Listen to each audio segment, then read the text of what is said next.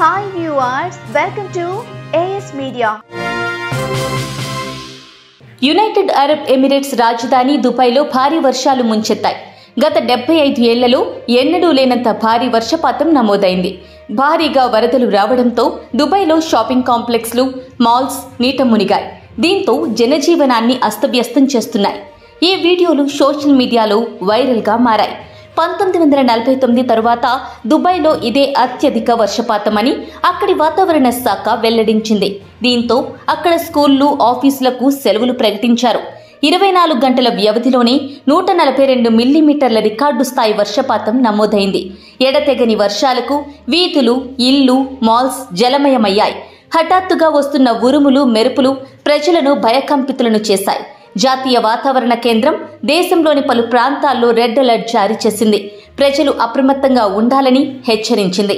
అయితే దుబాయ్లో ఈ ఆకస్మిక వర్షాలకు కారణం ఏంటని అంతా చర్చించుకుంటున్నారు.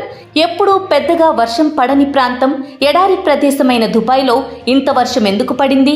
ఇది నిజంగా కురిసిన వాన లేక కృత్రిమ వర్షం పడిందా అనేది ఇప్పుడు అందరి మధ్యలో మెదులుతున్న ప్రశ్న.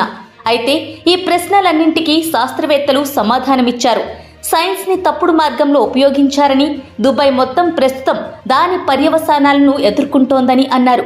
వాస్తవానికి క్లౌడ్ సీడింగ్ కోసం ఇటీవల దుబాయ్ ఆకాశంలో విమానాలను ప్రయోగించారు. ఈ టెక్నిక్ ద్వారా కృత్రిమ వర్షం సృష్టించబడుతుంది.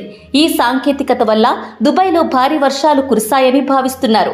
అయితే వారు వేసిన మొత్తం ప్రణాళిక విఫలమైందని శాస్త్రవేత్తలు చెబుతున్నారు. కృత్రిమ వర్షం కురిపించే ప్రయత్నంలో మేఘమే పగిలిపోయింది.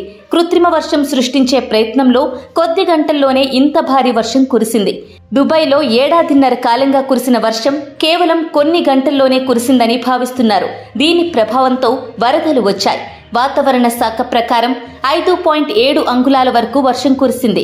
వర్షం కారణంగా ఒకరు మృతి చెందారు కూడా. కృత్రిమ వర్షం అంటే క్లౌడ్ సీడింగ్ ద్వారా ఆకాశం నుండి వర్షం కురుస్తుంది. దీని ద్వారా సహజంగా కాకుండా కృత్రిమ వర్షం పడుతుంది.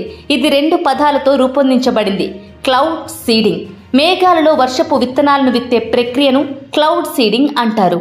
ఇలాంటి మరిన్ని ఇంట్రెస్టింగ్ వీడియోల కోసం ప్లీజ్ సబ్స్క్రైబ్ AS Media.